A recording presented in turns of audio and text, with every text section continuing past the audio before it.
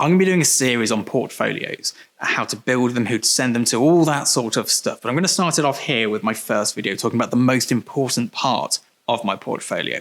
Now, my portfolio is an ever-changing ordeal. I say ordeal because I've got so many images, it takes me so long to work out what I want and what I don't want. But in this video, I want to talk about the most important part and why it's the most important part of my portfolio.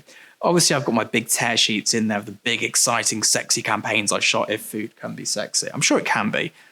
I'm not going to Google that, though, because that's probably going to give me some horrific images.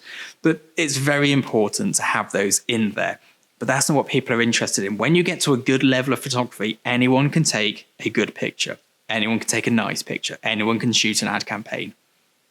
They want to see who you are, what your opinion of the world is, what your perception of the world is, and what you think looks good. And that is why my portfolio is fronted by personal work.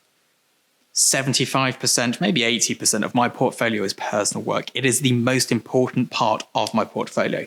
My personal work is what gets me booked.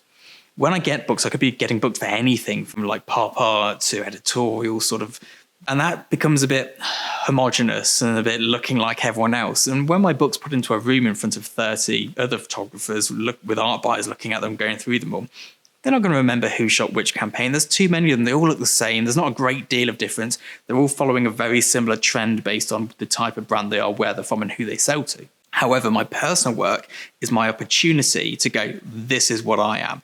Look at these shots here, these 30 images with this particular taste, particular style, particular aesthetic. That's me. So when they go home, they're like, oh, do you remember the person who shot the cans of baked beans spilled everywhere, or whatever it may be? And that's why it's so important to focus on your personal work, more so than your commercial work. That comes from it. It's a chicken and egg thing, apart from, in this case, the chicken did come first. And the chicken is your personal work. This is a tangent that is not working for me. We'll carry on.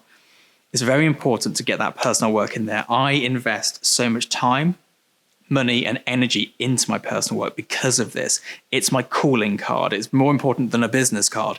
It is everything. It is exactly what people go, we want the photographer who shoots baked beans on the floor, but we want him to shoot a Coca-Cola advert.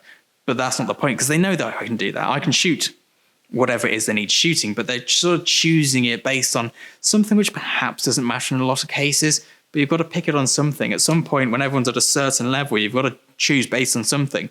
Could be experience of shoots of that level, could be your clientele. Maybe you've got some clients that don't want you to shoot with them because there's a conflict there, whatever it may be. So the personal work is vital. And my front page of my website is almost all personal work. I don't put much of my commercial work on there because no one needs to see it. They know I've shot it, otherwise I wouldn't be in the room.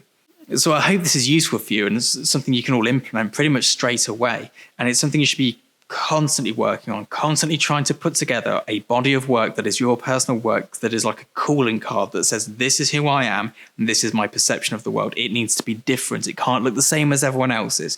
You can't go and copy some other photographer's portfolio and how-to videos. You've got the same shots with at the moment I just keep seeing photographs of bottles with the perfect gradation of lighting in this product photography group I'm part of. That's not going to make you stand out. Anyone can do that. It's like painting by numbers. What they want to see is your interpretation of it. You've got to take it to that next level. It's not enough to be able to expose an image well. You've got to have a personal message, taste, and sort of perspective on the world that you're putting through in your imagery. I hope this has helped you. If you're enjoying these videos, if you want to learn more about progressing your photography and perhaps turning it into a profession, do hit subscribe, and I'll see you all next time.